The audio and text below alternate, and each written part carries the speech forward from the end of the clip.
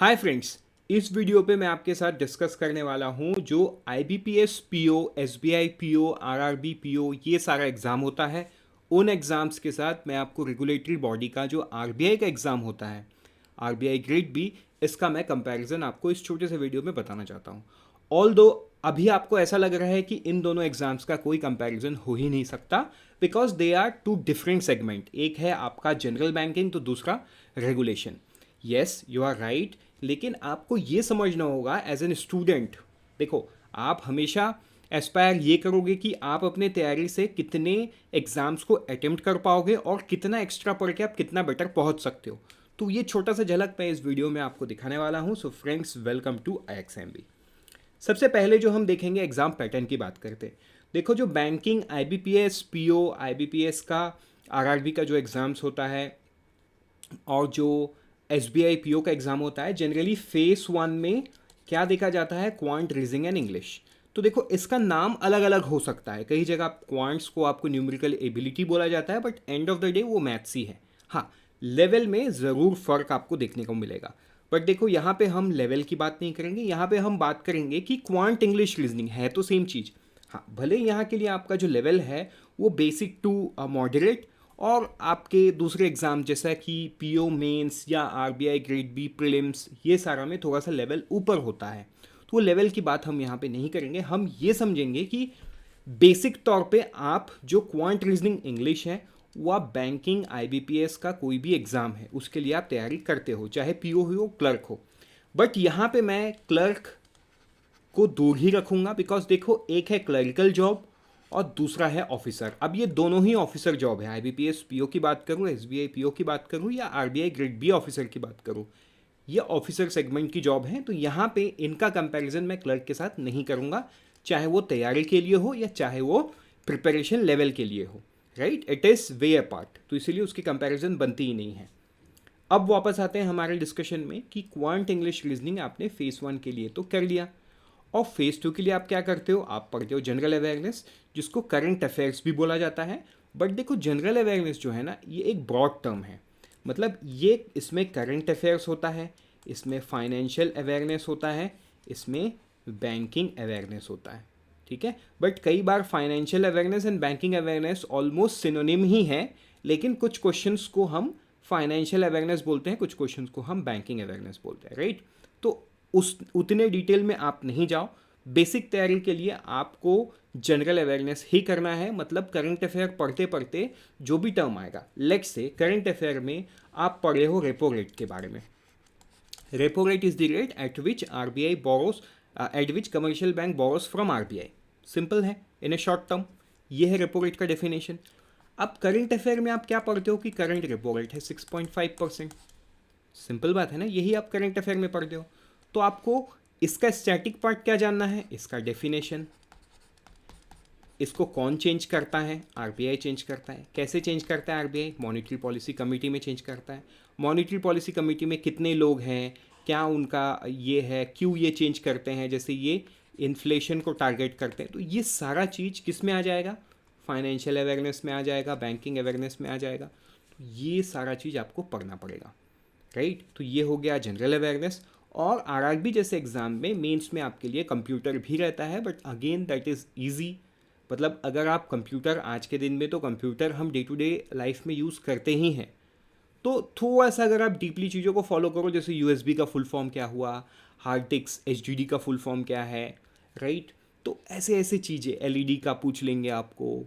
तो मतलब बेसिक चीज़ें ही आते हैं कंप्यूटर में, बहुत डीप में नहीं आएगा। हाँ, थोड़ा हिस्ट्रिकल डेटा भी कई बार आ जाता है, जनरेशन्स ऑफ कंप्यूटर, फिर कंप्यूटर से जुड़ा हुआ कुछ लोगों का नाम या कुछ कंपनी का नाम। तो ये सारा चीज़ किस में आता है, कंप्यूटर में आता है। बट ये सिर्फ आपके RRBs में है, IBPS के मेन स्ट्रीम PO या SBI PO में नहीं है। आपको ये ध्यान देना है। उसके बाद हम इसको पैटर्न को कंपेयर करेंगे RBI के साथ। तो देखो, RBI में वो same quant, reasoning and English है, लेकिन यहाँ पे लेवल में फ़र्क है। बट हमने तो पहले ही डिस्कस कर लिया कि लेवल की बात हम नहीं करेंगे। आप अगर इसकी तैयारी कर रहे हो तो कहीं ना कहीं आप RBI का प्रीलिम्स का तैयारी भी हो रहा है, आई एम सेइंग कंप्लीटली नहीं हो रहा है, क्योंकि आपको लेवल थोड़ा सा ऊपर करके इसकी तैयारी करनी पड़ेगी। उसके बाद बैंकिंग IBPS के लिए आप GA की तैयारी करते हो तो यहाँ फेस 1 में ही 80 मार्क्स का GA आता है विच कंप्राइजेस 40% ऑफ द एग्जामिनेशन। तो GA इंपॉर्टेंट हो जाता है बहुत RBI के फेस 1 में, ये आता है। अगर RBI के फेस 2 की बात करूँ तो क्योंकि देखो ये रेगुलेटरी बॉडी है तो थोड़ा सा स्पेशलिस्ट, मतलब जनरल बैंकिंग से थोड़ा ये स्पेशलिस्ट जॉब है, तो इसके लिए सिलेबस थोड़ा अलग हो जाता है। वो आपका हो जाता है ESI, finance and management, descriptive English. तो डिस्क्रिप्टिव इंग्लिश तो कॉमन भी है आपका बैंकिंग IBPS में, आगे चल के हम देखेंगे, लेकिन ESI and FM is something that you will have to study extra apart from all this things. वो कैसे, आगे हम देखेंगे मार्किंग से। अगर RRB PO की बात करो तो देखो मैंने क्वांट रीजनिंग बताया ज़रूर था, क्वांट रीजनिंग इंग्लिश नाम अलग अलग रहता है। तो देखो रीजनिंग एंड न्यूमेरिकल एबिलिटी मतलब मैथ्स फेस 1 में रहता है RRB में, और RRB PO फेस 2 की बात करो तो इसमें reasoning, general awareness, numerical ability, English language, computer knowledge. तो देखो आ गया ना QRE, GA and computer knowledge. तो ये सारा सब्जेक्ट आपको RRB PO के लिए पढ़ना होगा। अभी अगर मैं आगे गया और देखा marking pattern banking IBPS PO की बात करूँ तो इसमें देखो फेस 1 में क्या है, इंग्लिश, मैथ्स एंड रीजनिंग, मतलब वही QRE।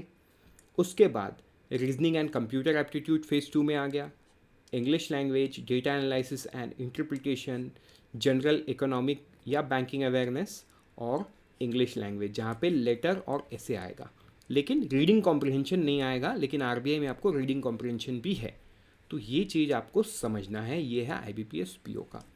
तो SBI PO भी ऑलमोस्ट सिमिलर पैटर्न फॉलो करता है, ठीक है। तो मतलब आप देखो, आप अगर IBPS PO की तैयारी कर रहे हो तो आपको थोड़ा सा अपने लेवल को ऊपर उठा के RBI की तैयारी भी आप चाहो तो कर सकते हो, और वाइसे वर्सा।